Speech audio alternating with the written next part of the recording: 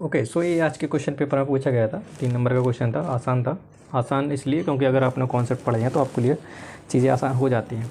तो ये जो क्वेश्चन पूछा गया था ये रेसिड्यू थ्योरम से पूछा गया था। क्वेश्चन क्या था, एफ जेड गिवन था और उन्होंने बोला था कि इसकी वैल्यू फाइंड आउट कीजिएगा यूजिंग रेसिड्यू थ्योरम। रीजन आपका ये था। तो इस प्रकार के क्वेश्चन को करने से पहले आपको पता होना चाहिए सिंगुलर पॉइंट्स क्या होते हैं, देन इसके बाद रेसिड्यू कैसे निकालते हैं, उसके बाद आप लोग ये थ्योरम यूज करके आप लोग इस प्रकार के इंटीग्रेशन को सॉल्व कर सकते हो। तो सबसे पहले क्या करना है कि एफ जेड फंक्शन है उसके पहले आपको सिंगुलर पॉइंट्स निकालने हैं। सिंगुलर पॉइंट्स क्या होते हैं, जहाँ पर फंक्शन डिफाइन नहीं होता है। तो जब आप लोग यहाँ पे देखोगे एफ जेड वाले फंक्शन में, तो यहाँ पे जेड की वैल्यू क्या आ रही है, 1 आ रही है, जहाँ पर हमारा फंक्शन डिफाइन नहीं हो रहा है। तो इस प्रकार के पॉइंट्स को बोलते हैं सिंगुलर पॉइंट। तो ये सिंगुलर पॉइंट हो गया। अब इसके बाद टाइप्स ऑफ सिंगुलरिटीज़ पता होने चाहिए।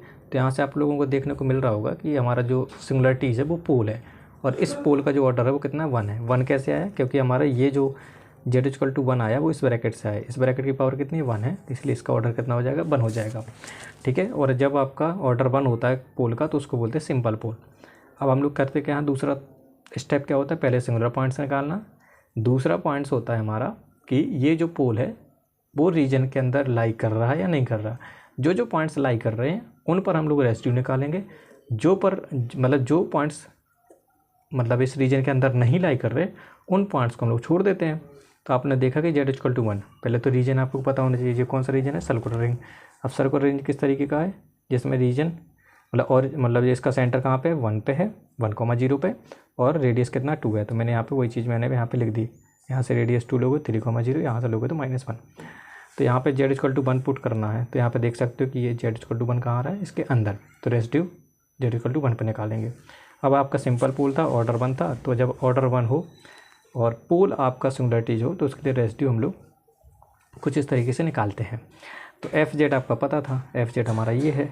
तो लिमिट z→1, ये आपका सेम z-z0 लिखते हैं, यहाँ पे एफ जेड लिखते हैं।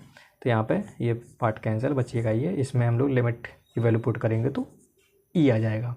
अब इसके बाद क्या है, इसका इंटीग्रेशन कैसे करते हैं, इंटीग्रेशन करने के लिए 2πi into summation of residue. तो आपको पता है कि ये अंदर फैक्टर पहले से था तो मैंने इसको पहले लिख दिया।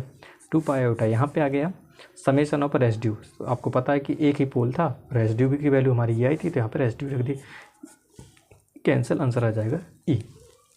तो ये आपका 3 लाइन का सवाल था, 3 नंबर का मार्क्स था। तो रेसिड्यू निकालना, सिंगुलरिटीज फाइंड आउट करना, सिंगुलर पॉइंट्स पता होना चाहिए, रीजन ड्रॉ करना आना चाहिए, तो प्रॉब्लम आसान हो जाएगी। तो ये इस तरीके से प्रॉब्लम सॉल्व होएगी। और इसी के साथ हम लोग कॉम्प्लेक्स एनालिसिस की बात ख़त्म करते हैं। इस पेपर में इतना ही था। बाकी आप लोग इंटीग्रेशन के क्वेश्चन अटेम्प्ट कीजिएगा, पेपर में इम्पोर्टेंट है वो वाला पार्ट।